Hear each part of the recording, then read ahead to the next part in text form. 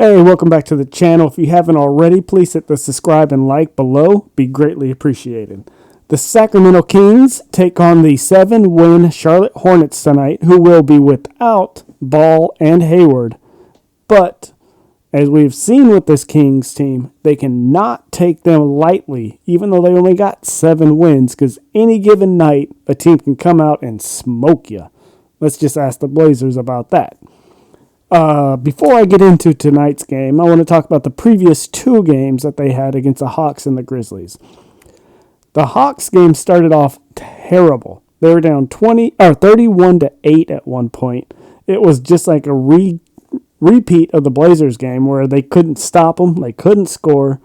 It was just ugly. Mike Brown subbed all the starters out early and went with the backups, and the backups ended up bringing the Kings back in the game. Barnes and Herter didn't play much. They played, I think, the first 4 minutes of that game, the first half, and then didn't come back in until the second half. I want to say Barnes only had 2 points that game. Don't even get me started on Barnes. But in the second half, they came out and showed that defense intensity that you like, that you want to see. Like, where has this been all year? They only allowed the Hawks 39 points in the second half, which is crazy when you think about it, because the Kings have been known to allow teams to score 40 points in a quarter, much less a half. And then against the Grizzlies, they came out and they had changed the starting lineup a little bit. They took Herter out and put in Duarte. And Duarte, he's not known for his offense. It's more so his defense, which I think really helps, because they got enough shooting already as it is with Fox, Dumas, you got Murray who can shoot. So you need someone who can help Murray on the defensive end and help contain the wings. Herter does his best, but that's not his forte. Where Duarte, that's what he's known for, is his defense and his corner threes. And they just came out and they stuck it to the Grizzlies. They're like, you know what? This is our defense. This is what we're here to do. It also helped Monk came out on fire. Hopefully, it looks like he's over his heel problem on his foot, because he came out, he was killing. He had 27 points, 5 assists, 4 rebounds in 21 minutes. When you're putting up those kind of numbers in those minutes, you're doing something. He had another sweet dunk off an alley-oop from Davion Mitchell. Seems like once a game he'll have a dunk that'd be like, whoa, where'd that come from? Another nice game from Trey Lyles. Looks like he's finally getting his fatigue back after missing early games this season. It's been real nice having Alex Lynn back playing. He's a rim protector. He's real good with his vertical. He just jumps straight up, doesn't bend over, doesn't pin hands down.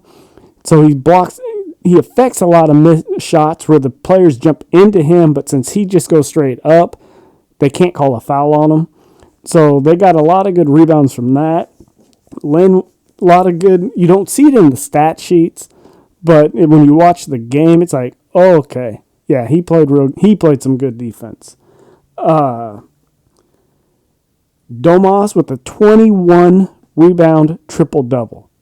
He's just quietly putting these numbers up, and for some reason, just like Fox, he doesn't get the recognition that he deserves. I don't know what it's going to take, but you know what? Whatever. Let him fly under the radar. Glad to have him. Wouldn't trade him. Duarte, like I said, he started. He's not going to blow you out of the water with his production. 7 points, 6 rebounds, 5 assists. I'll take that. And that's all you need. He's more known for his defense. It was also nice to see Davion Mitchell back. I don't think he went like 4 for 4 from the field, but that's not what you want. That's what you need, or what you're expecting from him. You want the defense from him. Anything that he gives you on offense is extra. And as long as he's not fouling, which that's been his problem, he's been too handsy, and they've been calling fouls on him, and within 2 minutes he's got 3 fouls, so he can't play. So as long as he can stay out of foul trouble, stay on the court, he's a perfect backup point guard. Get you that defense, that gritty defense, get up in you, play tough. As long as the refs are allowing them to play physical, it's good to go. And again, their defense in the second half was stellar. This time they even did better in the Hawks game and only allowed 34 points in the second half. And I mean, if you can hold teams to 39, 34 in the second half, you're going to win a lot of games. They just manhandled the Grizzlies.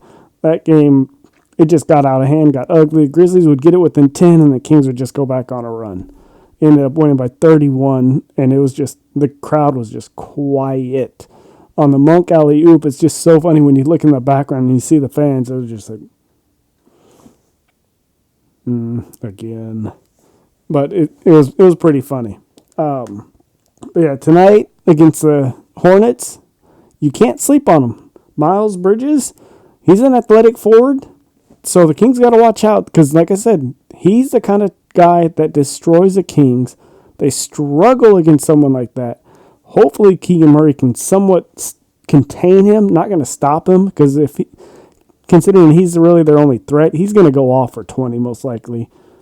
Just got to keep him within 20, not into the 30 to 35 range. If you can keep him in the 20, it should be a good win.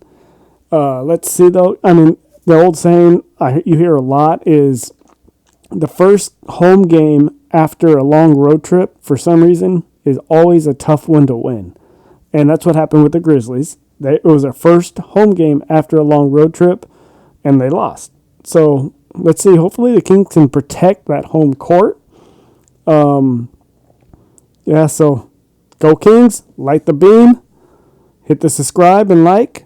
Let me know down below what you think of the Kings score will be tonight.